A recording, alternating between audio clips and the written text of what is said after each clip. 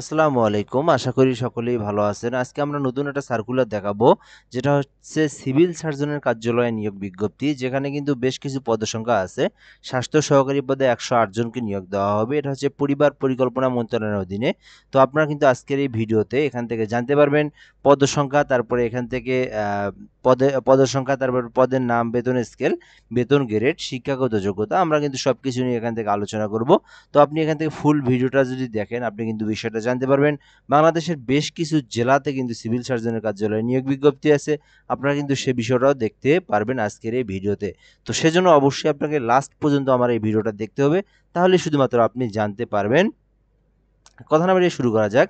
তো এখানে কি কি পদসংখ্যা দেওয়া আছে, এখান থেকে কি কি যোগ্যতা, তারপরে হচ্ছে কে কে আবেদন করতে পারবে, এই বিষয়টা যদি আমরা এখান থেকে বলি। ১ নম্বরে আছে পরিসংখ্যানবিদ, ৮ জনকে নিয়োগ দেওয়া হবে। এটা ১৪তম গ্রেডের। ১৪তম গ্রেড ২০১৫ অনুযায়ী বেতন স্কেল হয় ১০,২০০ থেকে ২৪,৬৮০ টাকা। আপনি চাইলে কিন্তু পরিসংখ্যানবিদে আবেদন করতে পারেন।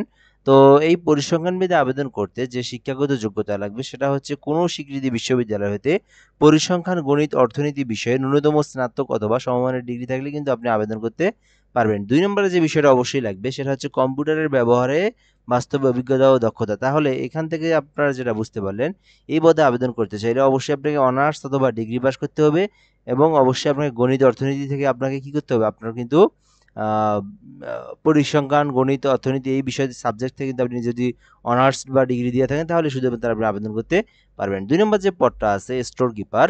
তো এখানে আরেকটা কথা বলে নেই, আপনি যেভাবে দেখতেছেন বাংলাদেশের যতগুলো সিভিল সার্জনের কার্যালয়ে নিয়োগ বিজ্ঞপ্তি আছে, বাংলাদেশের ৬৪ জেলার সিভিল সার্জনের যে নিয়োগ বিজ্ঞপ্তিগুলো আছে, ৬৪ জেলার কিন্তু আপনার সেম প্রসেস, অর্থাৎ শুধু পদসংখ্যাটা ভিন্ন। পদসংখ্যা একেক জেলার যেরকম শূন্যপদ সেইরকম।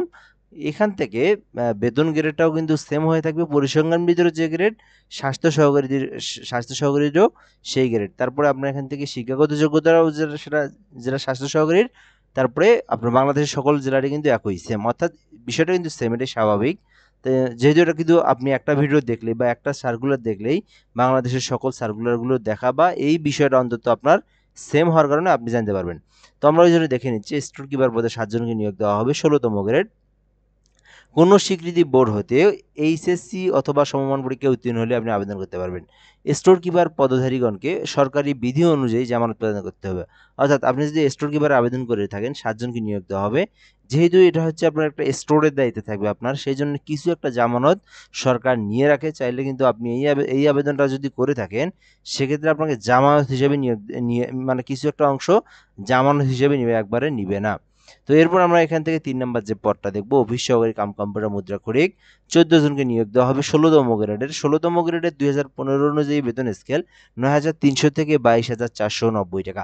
তো আপনি চাইলে এই পদে আবেদন করতে পারেন। কোনো স্বীকৃতি বোর্ড হতে এইচএসসি অথবা সমান, অর্থাৎ শুধুমাত্র এইচএসসি পাস করলেই আপনি আবেদন করতে পারবেন। এক্ষেত্রে আপনাকে অবশ্যই MS Word, Excel, PowerPoint এবং ডাটা এন্ট্রির কাজে দক্ষতা থাকতে হবে। অর্থাৎ আপনি যদি যেকোনো একটা কম্পিউটার অফিস অ্যাপ্লিকেশনে ৩ মাস, ৬ মাস, ১ বছরের যেকোনো একটা কোর্স করে থাকেন তাহলে কিন্তু আপনি আবেদন করতে পারবেন।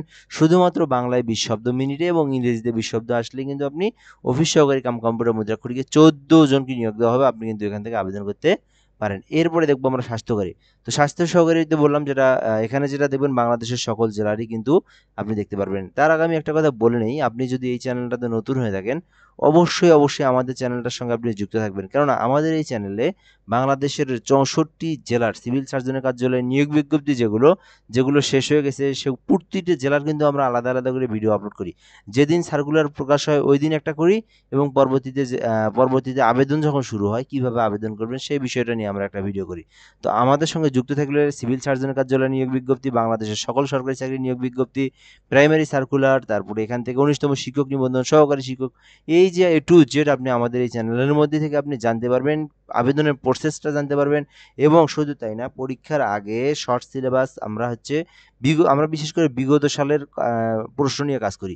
বিগত সালে দেখবেন হচ্ছে বেশ কিছু বিগত সাল একত্র করে দেখবেন একই প্রশ্ন, একই ক্যাটাগরির প্রশ্ন বেশ কিছু পাওয়া পাওয়া যায় সেগুলো কিন্তু আমরা আপলোড করে থাকি। এই জন্য অবশ্যই আমাদের সঙ্গে যুক্ত থাকবেন। আশা করি আপনি পরবর্তীতে ভালো একটা উপকার আসবে এই চ্যানেল থেকে। তো এখান থেকে আমরা দেখবো 4 নম্বরে যেটা স্বাস্থ্য সহকারী 108 জনকে নিয়োগ দেওয়া হবে 16তম গ্রেডের। আপনি কিন্তু আবেদন করতে পারেন কোনো স্বীকৃতি বোর্ড হতে এইচএসসি পাস করা থাকলে আপনি স্বাস্থ্য সহকারীতে আবেদন করতে পারবেন। ওকে, এরপরে 5 নম্বরে দেখবো গাড়ি চালক 4 জনকে নিয়োগ দেওয়া হবে।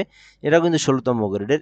আপনি যদি গাড়ি চালক পদে আবেদন করতে চান সেক্ষেত্রে অবশ্যই আপনাকে 8ম শ্রেণী পাস হতে হবে, সেটা হচ্ছে শিক্ষাগত যোগ্যতা। দ্বিতীয় যে অভিজ্ঞতাটা লাগবে সেটা হচ্ছে আপনার একটা ড্রাইভিং লাইসেন্স থাকতে হবে যেটা যেন বৈধ হয়। আপনি যুব উন্নয়ন, তারপরে টেকনিক্যাল, তারপরে টিটিসি, তারপরে যেকোনো একটা প্রতিষ্ঠান, সমাজসেবা, যেকোনো একটা প্রতিষ্ঠান থেকে যদি আপনি একটা বৈধ ড্রাইভিং লাইসেন্স গ্রহণ করেন বা আপনি প্রশিক্ষণ দেন, শুধু তাই প্রাইভেটেরও যদি হয়, যদি সেটা লাইসেন্সধারী, এক কথায় লাইসেন্সধারী হইলেই হলো আর কি। প্রতিষ্ঠান থেকে আপনি যদি প্রশিক্ষণ গ্রহণ করেন দেন আপনার কার্ড থাকে, আপনি আবেদন করতে পারবেন। লাইব্রেরি অ্যাটেন্ডেন্টে 2 জনকে নিয়োগ দেওয়া হবে 19তম গ্রেড লাইব্রেরি অ্যাটেন্ডেন্ট। তো এই পদে হচ্ছে বেতন হয় 8,000 থেকে 20,000 টাকা। তো চাইলে আবেদন করতে পারেন কোনো স্বীকৃতি বোর্ড হতে, শিক্ষা বোর্ডে এসএসসি অথবা সমান, শুধুমাত্র এসএসসি অথবা এসএসসি পাস করলে আপনি এই লাইব্রেরি অ্যাটেন্ডেন্টে আবেদন করতে পারবেন। তো এখান থেকে আমরা দেখব এখানে অনেকগুলো জেলা আছে, সেই জেলাগুলো আপনাদেরকে দেখাবো কোন কোন জেলা। তার আগে এই প্রসেসটা আমরা দেখে নিই। এটা কিন্তু আপনার নেত্রকোনা জেলার।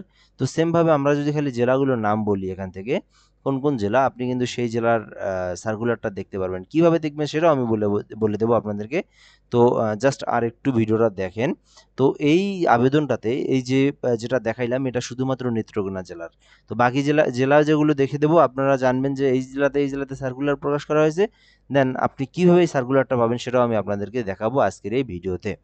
তো এখান থেকে আমরা দেখবো এগুলো আমাদের তেমন একটা প্রয়োজন নাই। এগুলো মৌখিক পরীক্ষার সময় কি কাগজপত্র নিয়ে উপস্থিত হতে হবে সেই জিনিসগুলো দেওয়া আছে একদম। কাগজপত্র, চেয়ারম্যানের সার্টিফিকেট, মূল সার্টিফিকেট, সনদ, এগুলো আমাদের পরবর্তীতে দেখলেও হবে, এগুলো আমাদের এখন প্রয়োজন নাই। তো আমরা যদি এখান থেকে দেখি, আপনি যদি আপনার হাতে থাকা পিসি, ল্যাপটপ দিয়ে আবেদন করতে চান সেক্ষেত্রে আপনাকে ফটোশপ থেকে 300x300 পিক্সেলের একটা ছবিকে ক্রপ করে নিতে হবে, 300x80 পিক্সেলের একটা স্বাক্ষরকে ক্রপ করে নিতে হবে। এটা কিন্তু সকলের জন্যই সেম। তো এই যে যেটা বললাম আমি, এখান থেকে মানুষ মূলত ওই যে পরিবার পরিকল্পনা অধিদপ্তরের আওতাধীন স্বাস্থ্য সহকারী পদে কিন্তু আবেদন করে। এবং স্বাস্থ্য সহকারী পদটা হচ্ছে সব থেকে বড়। কোনো কোনো জেলায় 200, 300, 250, 280, 140, 80, 90, 110 এরকম করে কিন্তু নেয়। কারণ ওই পদসংখ্যাটা হয় সব থেকে বেশি ওয়ার্ড ভিত্তিক, ওয়ার্ড ভিত্তিক নেয়। একটা জেলাতে যতগুলো ওয়ার্ড আছে, যে জেলাতে শূন্যপদ আছে সেখানে কিন্তু নিয়োগ দেওয়া হয়, যার কারণে কিন্তু স্বাস্থ্য সহকারী পদটা অনেক বড়। তো ওই পদে আবেদন করতে চাইলে 112 টাকা আপনার পেমেন্ট খরচ হবে। আপনি নিজে যদি পেমেন্ট করেন সেক্ষেত্রে আপনি 120 টাকা রিচার্জ দিবেন টেলিটক সিমে। কেননা আপনার হচ্ছে 2টা এসএমএসে 5 থেকে 7 টাকা কিন্তু কেটে যায়। তো আপনি কিন্তু আবেদন করতে অবশ্যই 20 টাকা রিচার্জ দিয়ে আপনি এই যে সিএস নেত্র স্পেস ইউজার আইডি লিখে 163 নম্বরে পাঠাবেন। পরবর্তীতে আপনি জাস্ট ওখান থেকে ইয়েস করে আপনি কিন্তু চূড়ান্তভাবে আপনি সাবমিট করে দেবেন। তো এটা হলো কি বুঝলাম আমরা এখান থেকে, শুধুমাত্র নেত্রকোনা জেলাটা দেখলাম। যারা নেত্রকোনা জেলার আবেদন করবেন তারা কিভাবে আবেদন করবেন এবং আপনারা অন্য যে জেলাগুলো আপনারা কিভাবে দেখবেন। তো আমি এখান থেকে শুধু জেলাগুলোর নাম বলি, তার পরবর্তীতে আমি আপনাদেরকে আবেদনের প্রসেসটা দেখা দিচ্ছি বা আপনাদের কিভাবে লিঙ্ক পাবেন, কোন জেলায় সার্কুলার প্রকাশ করা হয়েছে কি হয় নাই সেটা আপনাদেরকে আমি শিখিয়ে দিচ্ছি। তো আমরা যদি এখান থেকে দেখি শুধুমাত্র সিভিল সার্জনের কার্যালয়ের ভোলা জেলাতে, তারপরে এখান থেকে যদি আমরা দেখি হবিগঞ্জ জেলাতে, হবিগঞ্জ জেলার সিভিল সার্জন কার্যালয়ে নিয়োগ বিজ্ঞপ্তি, ঝিনাইদহ জেলাতে নিয়োগ বিজ্ঞপ্তি চলমান, জয়পুরহাট জেলা যেটা, জয়পুরহাট জেলাতে কিন্তু পরিবার পরিকল্পনা মন্ত্রণালয়ের আওতাধীন সিভিল সার্জনে কিন্তু নিয়োগ বিজ্ঞপ্তি প্রকাশ করা আছে। তো যারা যে জেলার নাম বলবো সেই জেলার প্রার্থীরা শুধু আবেদন করতে পারবে, সেই জেলার যারা আছেন তারাই কিন্তু আপনারা দেখতে পারবেন। তারপরে নেত্রকোনা, তারপরে ডিসি লালমনিরহাট। ডিসি লালমনিরহাট হচ্ছে বলতে এখানে ডিসি অফিস সার্কুলার, এখান থেকে ডিসি মানে জেলা প্রশাসকের কার্যালয় যে সার্কুলারটা। তো সিএস মানে হচ্ছে আপনার সিভিল সার্জনের কার্যালয়, আর ডিসি হচ্ছে ডিসি অফিস অর্থাৎ জেলা প্রশাসকের কার্যালয়। তো এখান থেকে আমরা যেটা দেখলাম সিভিল সার্জনের কার্যালয় হচ্ছে ভোলা, তারপরে হবিগঞ্জ, ঝিনাইদহ, তারপরে এখান থেকে জয়পুরহাট। তো এগুলোতে সিভিল সার্জনের যে কার্যালয় সেখানে কিন্তু আপনার ওই যে অনেক বড় বড় পদ আর কি, সার্কুলারটা বড় হয়ে থাকে। আর যেটা ডিসি অফিস সেখান থেকে তো ডিসি অফিসের যে লোকগুলো নেয়। তো ডিসি অফিস লালমনিরহাটেও কিন্তু একটা নিয়োগ বিজ্ঞপ্তি প্রকাশ করা হয়েছে। আপনারা যারা লালমনিরহাটের ভিডিওটা দেখছেন আবেদন করতে পারেন। তারপরে এখান থেকে ডিসি রংপুর, তো আবেদন করতে পারেন। এগুলো শুধু আমি জেলা পর্যায়ে যে সার্কুলার সেগুলো দেখাই দিচ্ছি এখান থেকে।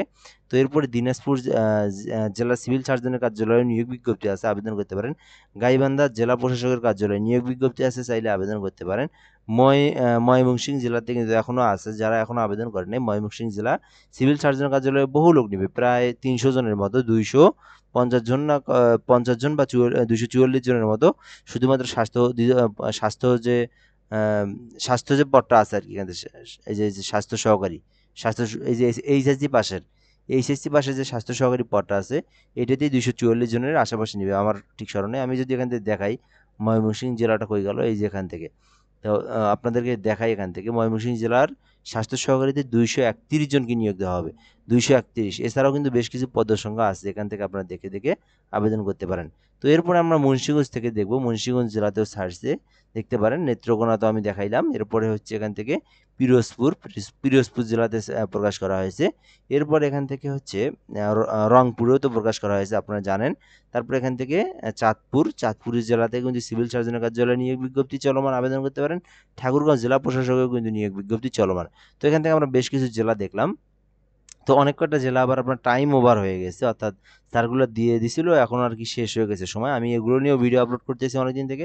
যারা যারা আমার ভিডিও দেখেন তারা তো আমার ভিডিও থেকে আপনারা দেখে নিতে পারেন, বা ওখান থেকে আপনারা আবেদন করছেন আশা করা যায়। যারা আবেদন করেন নাই, যে জেলাগুলোর বেশ কিছু জেলা সিভিল সার্জনের টাইম ওভার হয়ে গেছে। এখন এখানে আমি যে জেলাগুলোর নাম বললাম, এর বাইরে যে জেলাগুলোতে এখনও ছাড়ে নাই, তো সেগুলো কিন্তু আপনার ধাপে ধাপে, অর্থাৎ এই মাসে তো আর সময় নাই, অর্থাৎ দেখবেন সামনের মাসে এগুলো কিন্তু একসঙ্গে ছাড়ে না। মনে করেন আপনার হচ্ছে আজ এক জেলা, আগামীকাল এক জেলা, তার 2 দিন পরে আরেক জেলা, অর্থাৎ এটা কিন্তু অক্টোবর মাসের শুরু থেকে বাংলাদেশের প্রায় 25 থেকে 30টা জেলাতে কিন্তু আপনার সার্কুলার প্রকাশ করা হয়েছে। আর আছে আপনার 34-35টার মতো। তো এখান থেকে যে জেলাগুলোর আমি নাম বললাম এগুলো এখন আসছে, এগুলো আপনার কয়েকদিনের মধ্যেই সময় শেষ হয়ে যাবে। আবার আপনার যে জেলাগুলোতে নাই এগুলো কিন্তু ধারাবাহিকভাবে প্রকাশ হবে। তো আপনারা আমাদের কমেন্ট বক্সে জানাতে পারেন যে কোন কোন জেলাতে প্রকাশ হয়েছে বা হয় নাই। তো আপনি নিজে যদি দেখতে চান সেক্ষেত্রে netrokona.teletalk.com netrokona.teletalk.com থেকে দেখতে পারবেন, অথবা এখানে আপনার হচ্ছে এই যে নেত্রকোনা, আপনি হচ্ছে এক কাজ করবেন, সিএস নেত্রকোনাতে আপনি প্রবেশ করবেন। এইভাবে প্রবেশ করে আপনি কিন্তু যে ওয়েবসাইট আছে সেই ওয়েবসাইটে গেলে নোটিশ বোর্ডে দেখতে পারবেন আপনি নিয়োগ বিজ্ঞপ্তি নামে একটা পিডিএফ পাবেন। সেই পিডিএফটাই হচ্ছে সেই জেলার সার্কুলারের পিডিএফ। তো আপনারা এইভাবেও কিন্তু দেখতে পারেন। আপনারা যে জেলা আছে সেই জেলাগুলো আপনি লিখবেন। মনে করেন আপনার জেলা হচ্ছে কিশোরগঞ্জ, তাহলে আপনি লিখবেন সিএস কিশোরগঞ্জ গভবিডি। আপনার জেলা বরিশাল, সিএস বরিশাল। আপনার জেলা চট্টগ্রাম, সিএস চট্টগ্রাম। আপনার জেলা কক্সবাজার, সিএস কক্সবাজার।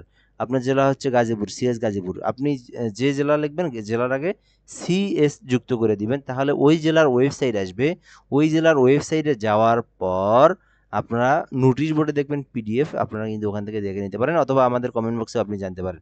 সো ভিডিওটা এই পর্যন্তই, ভালো থাকবেন, ধন্যবাদ। আজকের জন্য এই পর্যন্তই। অবশ্যই আপনাদের জেলা সার্কুলারগুলোও দেখতে পারবেন। আসসালামু আলাইকুম।